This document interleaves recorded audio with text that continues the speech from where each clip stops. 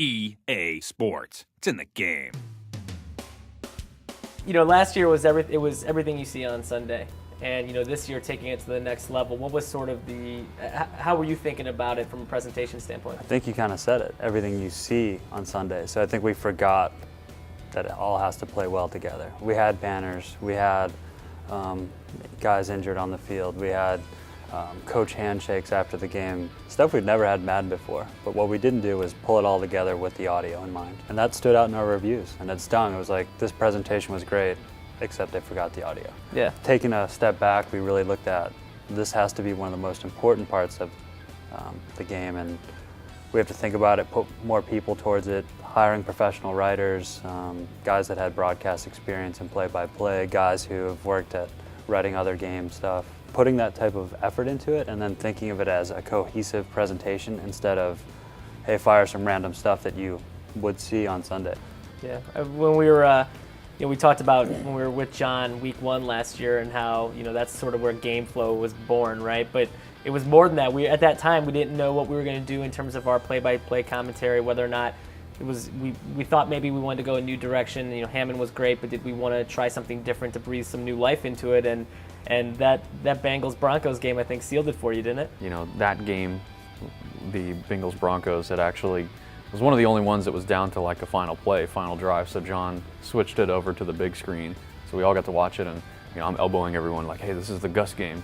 Just make sure you give it a listen. And sure enough, that play happens. Gus totally freaks out. Call of the year. It's like, that's it.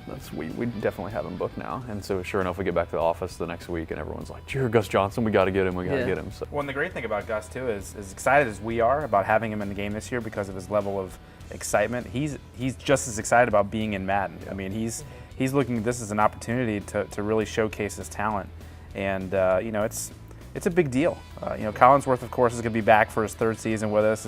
The two of them have never worked together, so having them in the booth at the same time was really cool.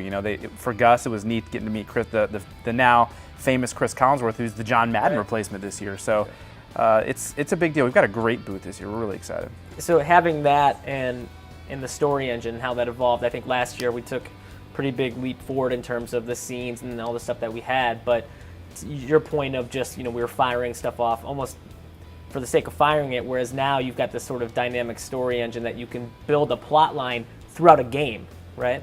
Yeah, and like a good example is our pregame with, we looked at it, and Ian and I make fun of it actually every day. It's like kind of a running office joke where, we talk about how everything we talked about in pregame could have been taken off Wikipedia.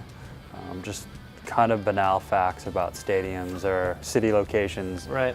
And there's not that emotional attachment. So this year with story, we wanted to set up that game. Is it important? Is it a playoff game? Is weather really a factor? Let's not talk about it's perfectly mild out, because it doesn't have any kind of... The plays have been pretty consistent. What's the line? Yeah, that's the halftime. The number of plays were pretty similar.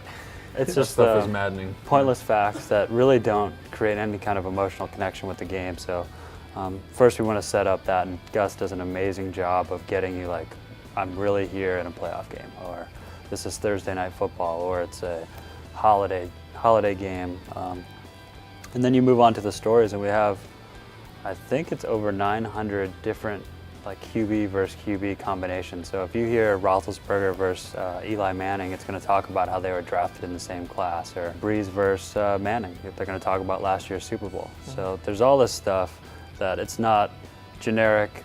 Peyton Manning's such a great quarterback.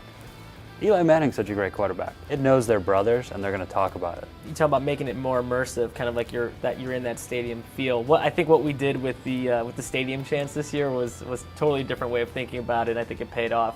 It was really a major focus of mine personally to make sure that we blew that out and got it right this year, and the chance of getting every stadium correct, totally accurate, and not just chants but music.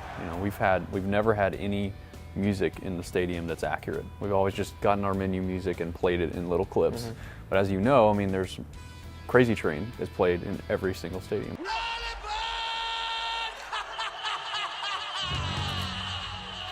There's anthems, Rock and Roll Part 2, Gary Glitter. You hear that everywhere. And so we went out and Phil, worked on licensing these super, recognizable songs so that playing your Madden game feels like this kind of great mix of being there as well as watching the broadcast, and that's what we were really going for. We even went to the next extra step of actually having the crowd chant to the music in Yeah. some of those cases, which is a really nice effect. Yeah. What's your favorite chant?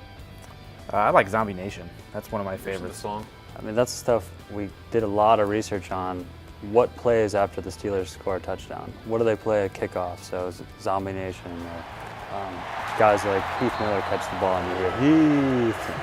And it's not just the broadcast experience, because if you actually listen, rarely do you pick up that Vikings horn during a broadcast. So we wanted to deliver the experience of, we give you broadcast, but you actually feel like you've been to the stadium.